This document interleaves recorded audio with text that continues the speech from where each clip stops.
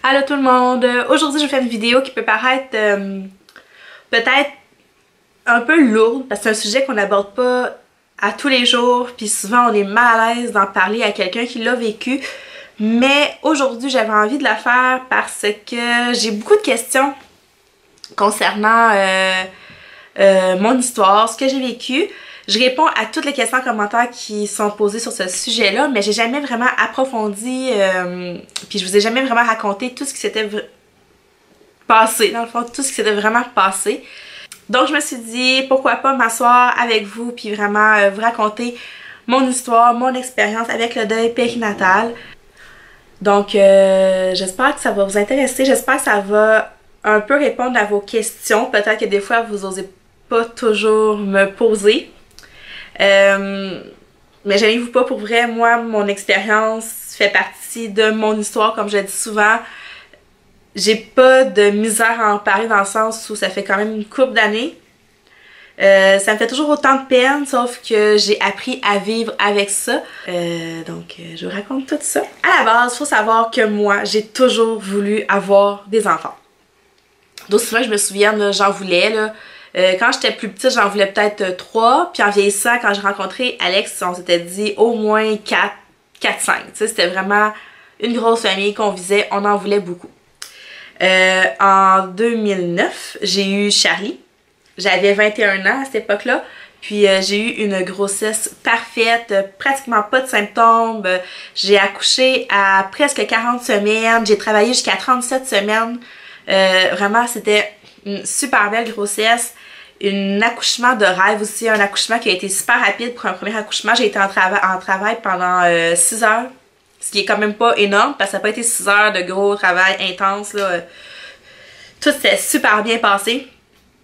Donc il s'est rien passé à ce moment-là pour que je dise ok, non, tu sais, je vais en avoir juste un. Parce qu'on dit souvent, avant de se faire des plans d'avenir puis se dire on en veut 4, on en veut 5, on en veut 6, ben commence par 1, commence par 2 puis regarde ce qui va arriver. Tu sais, oui, on dit ça dans le sens où tu sais pas, peut-être que tu vas avoir un enfant qui va être super difficile, qui dormira pas, mais on le dit aussi parce qu'on sait jamais comment ta grossesse peut tourner, puis tu sais, commence par 1 puis regarde après si t'en veux un autre.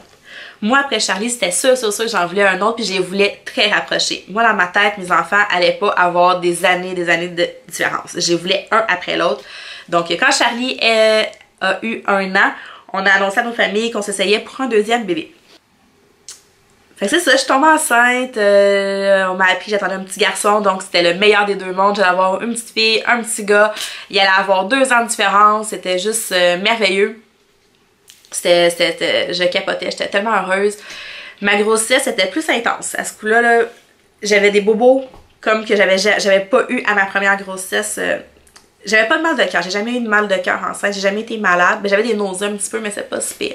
Là, ce qui arrivait, c'est que c'était physique, j'avais mal dans le bas du ventre, le bébé était très bas, j'étais épuisée, là, mais vraiment épuisée. C'est sûr que là, je me disais, Charlie dort pas. Charlie, elle dormait pas, là, vraiment pas beaucoup.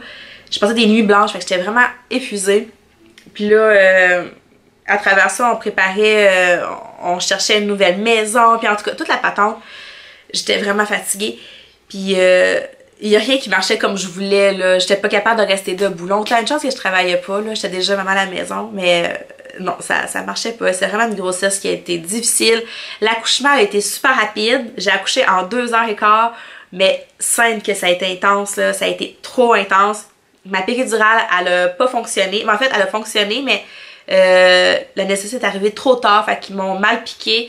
Le liquide est tombé comme pas à la bonne place, ce qui a fait que j'ai paralysé dans mon cou jusqu'au milieu de ma tête pendant quelques jours après l'accouchement. J'ai eu des gros maux de tête. Puis vu que j'ai eu la péridurale comme trop tard dans mon travail, puis que le bébé était prêt à sortir, ça n'a pas fait effet. Donc moi qui voulais pas accoucher sans péridurale, ben là j'ai pas eu vraiment le choix. Fait que ça a été super intense. Mais une fois le bébé arrivé, ben le bébé est arrivé. Tu sais, ça allait bien. Comme tout le long de ma grossesse, les médecins m'ont dit qu'il était correct parce que moi, durant ma grossesse à Émile, j'ai fait toutes les échographies. J'ai eu 3 échographies J'ai fait la clarté nucale. J'ai tout fait les tests qu'on pouvait faire, puis tout était parfait. Mes suivis chez le médecin étaient corrects, le cœur battait bien, tout était correct. Le premier 24 heures à l'hôpital, le bébé était suivi, tout était beau, signes vitaux corrects, sa respiration, son cœur, tout était beau. On a eu notre congé vraiment tôt. Ça faisait même pas 2 jours qu'on était à l'hôpital, puis ils ont donné notre congé. On est arrivé à la maison, j'étais crevée, j'étais tellement épuisée, j'étais pas capable de me remettre de mon accouchement. Puis ma péridurale qui me paralysait, ben j'étais paralysée, j'étais vraiment maganée, j'avais mal à la tête, j'étais pas capable de tenir mon cou, tu sais, droit. C'était comme s'il y avait toujours une corde qui me tirait en arrière de la tête, fait que à cause de ça, j'avais de la misère à tenir mon bébé, j'étais pas capable de le déposer dans son lit puis de le reprendre, en tout cas c'était l'enfer.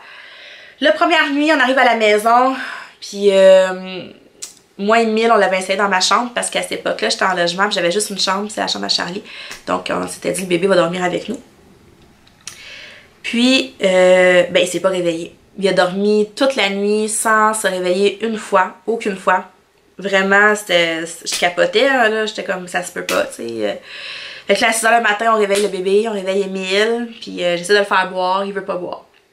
Fait que là, je me dis, bon, ça se peut, là, un bébé plus calme, un bébé qui a moins soif, fait que t'en fais pas trop de cas, tu restes comme ça. Puis dans la journée, on a eu plein de visites, puis Emile a pas pleuré une seule fois dans la journée, il a pratiquement pas bu, je sais même pas s'il a bu 1 once là, dans toute sa journée. C'est ça, le monde, il se le prêtait de bras à bras, tu sais, puis il disait rien, là, tout le monde l'a pris, puis il faisait juste dormir, là, tu dis, bon, ok, c'est un bébé calme, c'est un bébé tranquille, tu sais. Fait que là, le monde s'en va, c'est l'heure du souper, je me souviens qu'on avait fait un pâté au poulet. Fait qu'on met un pâté au poulet dans le four, Charlie, elle s'endort sur le petit divan par terre, puis mon beau-père en partant, il me dit, mon beau-père habitait juste le logement à côté, il dit, non, ma belle-sœur qui dit ça, elle dit, me semble qu'il respire bizarre, tu sais. Puis là, j'écoutais, puis je trouvais qu'il faisait un petit son, mais c'est pas de là à t'inquiéter. Tu sais, on s'entend-tu que c'est pas la première chose à quoi tu vas penser, là, que genre, ok, ouais, ton bébé, il est malade, là, c'est vraiment, c'est grave, là, ce qu'il y a, là. Non, tu penses pas à ça, là, tu te dis, bon, tu sais, je sais pas, là. Tu te dis que ça peut être bien des affaires, mais pas ça.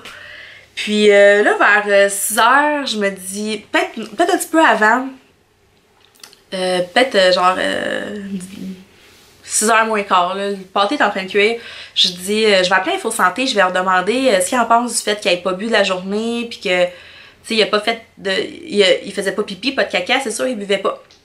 J'appelle Info Santé, là, ils me disent, ben, il est peut-être constipé, installe-le sur ton lit, déshabille-le, il a peut-être juste chaud aussi, tu sais, quand un bébé a chaud, dort plus, ils m'ont dit, déshabille-le, puis frotte son ventre en mouvement circulaire pour essayer de faire fonctionner ses intestins. Fait que là, je m'installe sur mon lit. Puis, ben c'est ça, je déshabille, je le mets en couche, puis je frotte son ventre. Puis, à un moment donné, je réalise que là, il réagissait comme bizarre, là. Il était, je sais pas, c'est dur à expliquer, là, mais il était pas tout là, tu sais. Je sais pas, c'est bizarre. Fait que là, je trouvais qu'il y avait froid, qu'il était froid un petit peu. Fait que je me suis dit, il doit avoir froid, je le prends sur moi, puis je le couche comme ici. Puis là, à un moment donné, j'ai juste senti que le peu de tonus qu'il y avait, tu sais, un bébé de 2 jours, ça n'a pas beaucoup de tonus, mais le peu de tenue qu'il y avait, ben là, il l'avait comme pu. Puis, à partir de ce moment-là, là, tout s'est passé comme hyper rapidement. J'ai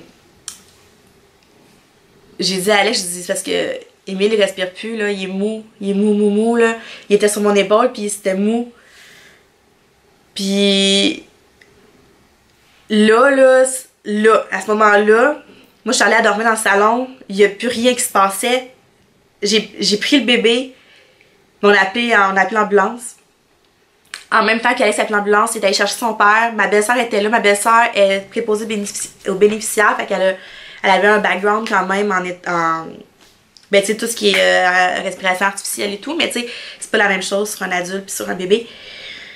Fait qu'en tout cas, on s'en va les chercher. Moi, je suis en jaquette, je suis en panique, je suis plus là, là. La seule affaire, le seul réflexe que j'ai eu, c'est ça, c'est de prendre Charlie puis de l'emmener chez ma belle-mère pour pas qu'elle ait conscience de ce qui se passait. Ça avait 2 ans. Puis, ouais, c'est ça, là, j'étais en panique. Là, l'ambulance, la madame au téléphone, elle demande à Alex, elle pose plein de questions, là, puis là, elle dit, ben, ils sont en route, l'ambulance est en route, puis j'ai tellement eu l'impression que ça a pris une éternité. Mais non, ça, je pense que ça a pris 2 minutes et demie avant qu'il arrive chez nous, mais, tu sais, moi, pour vrai, si tu me demandes ça a pris combien de temps avant que l'ambulance arrive chez vous, je vais te dire, ça a pris 1 heure, là. C'était long, puis je me souviens juste qu'on faisait juste crier en arrière, y arrive-tu, c'est long, faut qu'ils s'en viennent, tu sais. Puis les ambulanciers, quand ils sont arrivés chez nous, mon Dieu. Ok. Quand les ambulanciers sont arrivés chez nous, ils ont fait comme... Ils ont vu le bébé, ils ont fait comme une petite manœuvre, mais ils ont vu que là, c'était trop tard, là. Fait qu'ils l'ont juste pris dans une doudou, puis ils l'ont emmené dans l'ambulance. Puis moi, je restais avec la police chez moi. Je m'excuse. Fait que ce que je disais, c'est que la police est restée avec moi. Alex et son père sont partis en auto, ils suivaient l'ambulance. Puis là, c'était long. J'avais pas de nouvelles. Quand ils sont partis en ambulance, ils peuvent pas te dire, ben tu sais, ton bébé, là, il a pas de chance, ou tu sais, ils sont juste partis. Mais dans ma tête à moi, je me disais, ben non, ça se peut pas. Il va arriver quelque chose, mais il peut pas mourir de ça, là. Mon dos!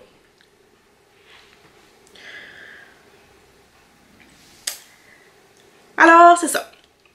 Fait que je suis restée, ça a pris, je pense que ça a pris 20 minutes avant que j'ai des nouvelles de Alex à l'hôpital.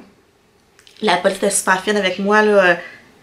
Il me parlait, puis il m'écoutait, puis en tout cas, il était super fin, il essayait de me rassurer, mais tout en restant réaliste, il pouvait pas me dire la vérité vraie, parce que même eux, ils savaient pas.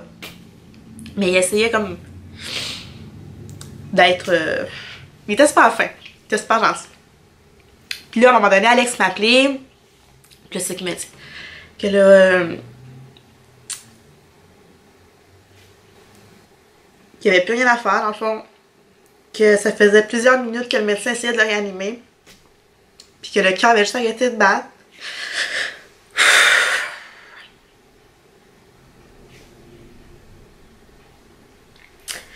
Puis que, dans le fond, un bébé avec juste 2 jours de vie, ben tu sais, après X nombre de minutes, ben là, les risques sont plus dangereux, ben tu sais, pas plus dangereux, mais tu sais, les chances qu'il redevienne 100% lui, était de plus en plus faible, puis que là, ça faisait genre en dedans de 12 minutes qu'il essayait de le réanimer, puis que là, même si le cœur venait à rebattre, ben que, tu sais, il resterait sûrement comme dans le coma, ou, tu sais. Fait qu'ils ont demandé à Alex, on continue dessus? Est-ce qu'on continue? Ou on arrête? Tout en disant ça, là, tu sais, c'est plus précis, là, qu'est-ce qu'ils ont expliqué à Alex à ce moment-là, c'est vraiment plus précis. Mais moi, c'est ça. Il m'a dit ça, puis quand il m'a dit qu'il avait dit au médecin qu'il allait arrêter, qu'il pouvait arrêter, ben là, j'étais comme, non, on n'arrête pas, on continue, mais c'est ça qu'il nous a expliqué par après, là, qu'il n'y avait plus... il n'y avait plus rien à faire, là. Même au moment que l'ambulancier l'a emmené en ambulance, là, c'était déjà... c'est un bébé de 2 jours, là, c'est minuscule, là, fait que... C'était déjà trop tard. Donc, à ce moment-là, moi, je suis partie avec la police. Les policiers m'ont emmenée à l'hôpital. Je suis allée rejoindre Alex.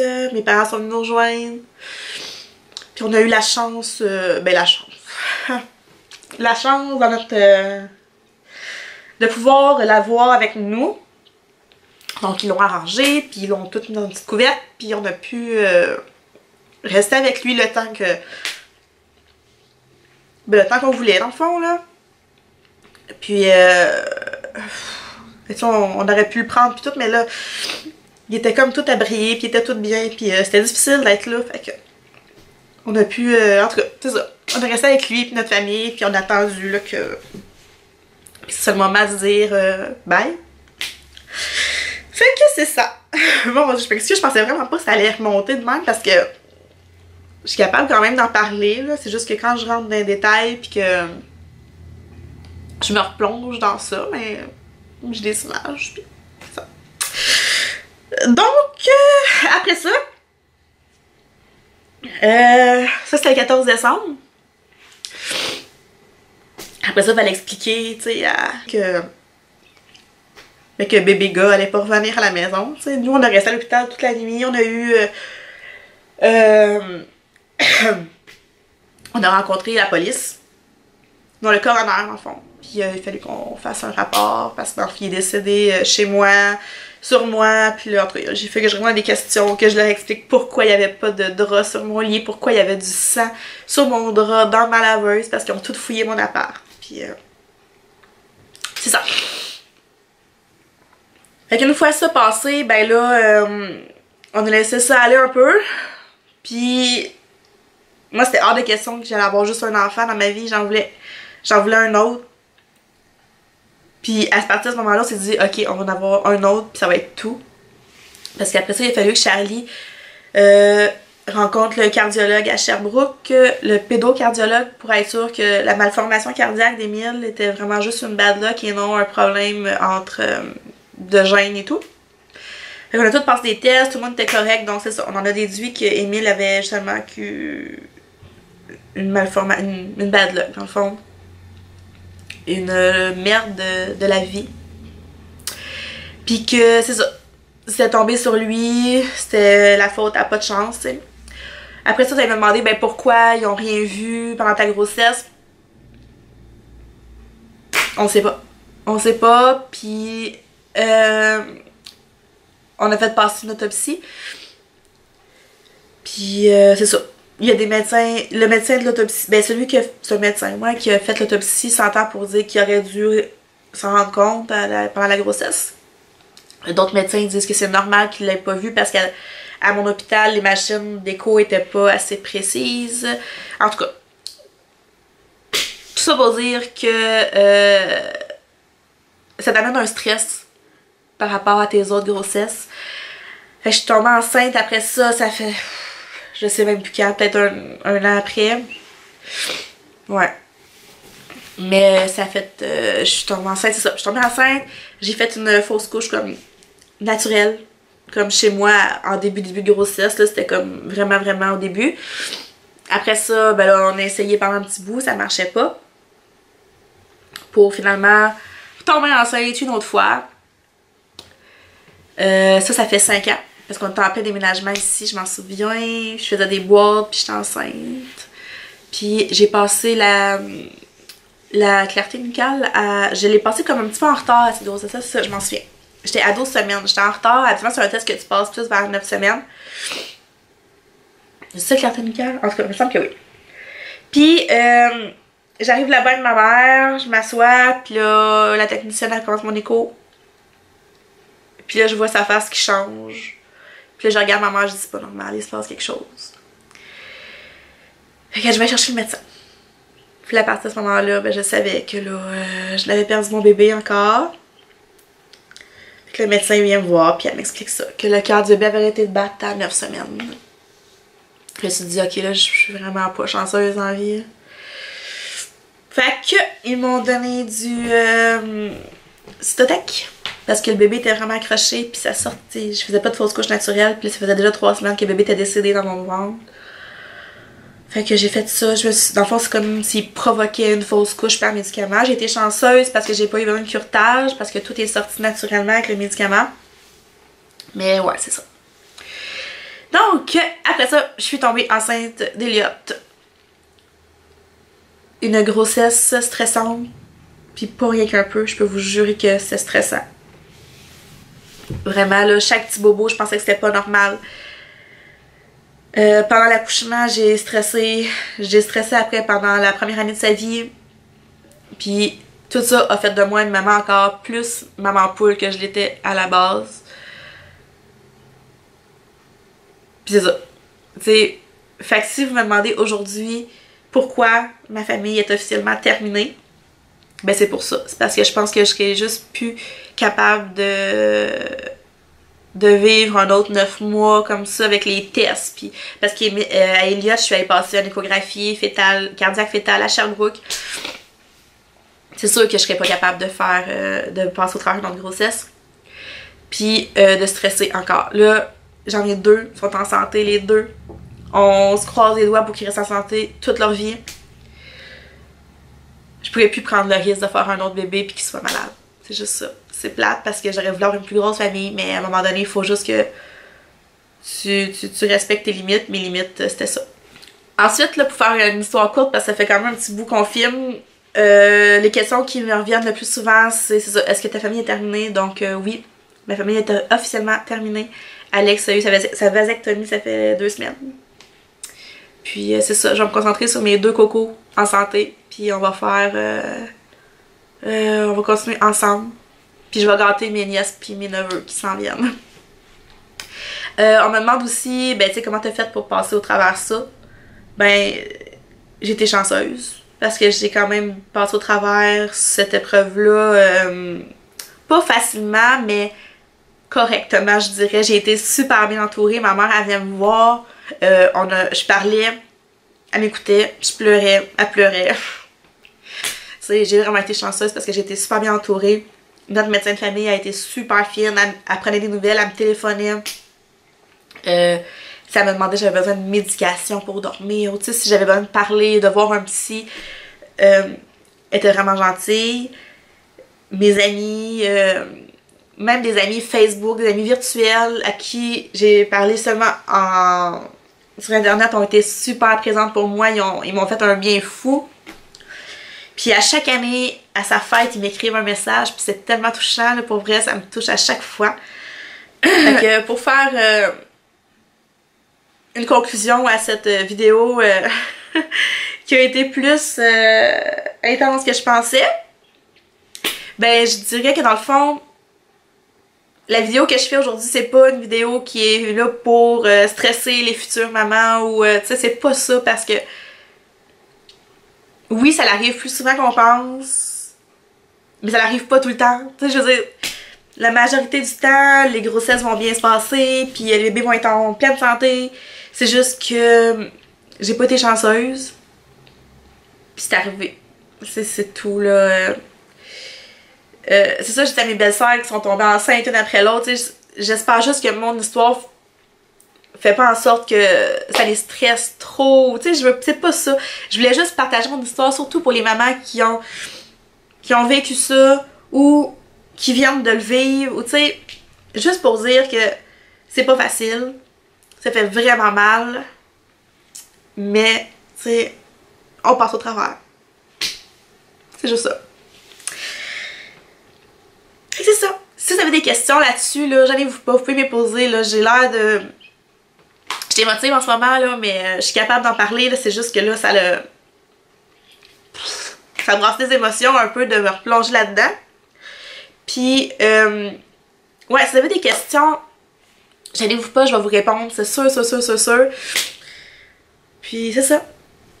J'espère que ça vous a intéressé, que ça vous a fait prendre conscience que si vous avez des mamans autour de vous qui ont passé par là, ben soyez fine. Soyez juste douce avec elles, puis ça va bien aller. Bon, ben on va se reparler dans une autre vidéo qui devrait être un peu plus hop la vie. Ben d'ici là, faites attention à vous, je vous aime. Bye!